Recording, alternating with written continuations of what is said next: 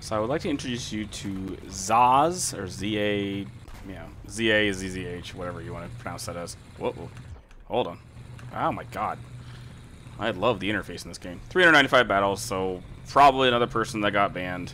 He's in a clan named Warthogs, which it's not updating properly on this, so I'm assuming he just joined it recently. But yeah, brand new player, and he's like a 5-to-1 in the term. So he bought the term 3 on the sale, basically.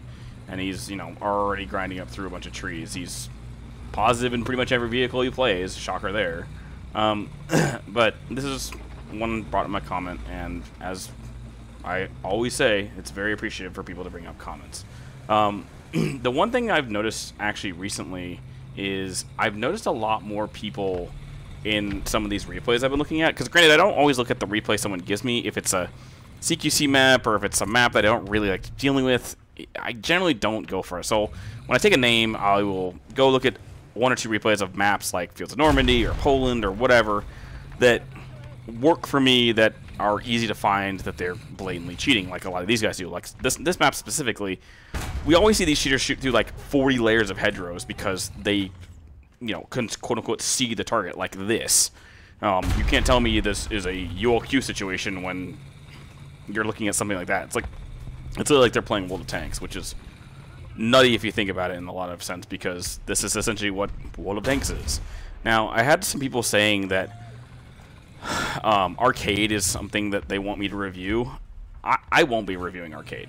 Arcade is effectively impossible to determine if someone's cheating because everyone is marked all the time. Or essentially marked all the time. Basically, if one of your teammates sees an enemy, he's marked for everybody.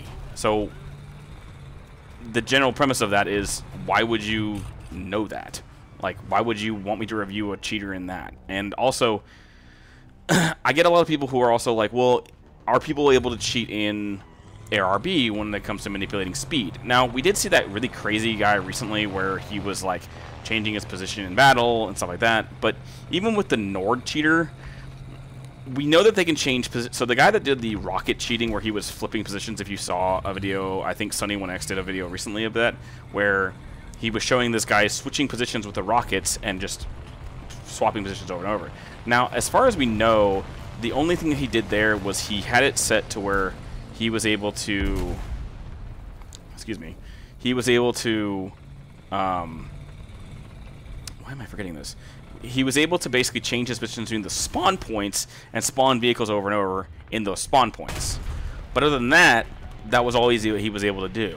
He was not able to manipulate, the ammo. He was basically respawning a vehicle over and over in different spots on the same account. Now, as far as I know, that's some sort of network manipulation tactic that they did, but I don't know beyond what it is because I'm not a coder and I don't know what specifically they're doing. But the code dump that I've been looking at that was talking about that was specifically stating that the code for the network coding for this game is already live, which is a lot of these guys are using. They're using this network coding to create cheats like this to, you know, get away with what they're doing. And EAC doesn't find it because these overlays are fairly well hidden, because a lot of them are on external drives that EAC can't see. Because EAC isn't going to look at an external drive because people generally have like USBs hooked in their computer and they have keyboards and all this other stuff, and so a USB drive doesn't look that dissimilar because that's just what they'll do. I also just realized that the hangar on this building is like invisible for this player.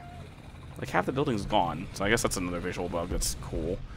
But yeah, so it's, yeah, so someone's calling out. So the other thing is, I mentioned that before, there's a lot of more people calling out these guys in game, which is good because half the time I'm in a game, my team doesn't talk because I assume either most of them don't speak English or most of them are chat banned, which, because how often people get banned or chat banned in this game is insanity. And FYI, if you have been chat banned, you can actually appeal to get unchat banned if it's been a certain amount of time. I have a friend of mine who got chat banned like 3 years ago, and he got unchat banned. However, unfortunately for him, he started bad-mouthing again in chat and got banned, because you only get one turn beyond that point. So if you get banned again, that's it. You don't get multiple chances like you did beforehand.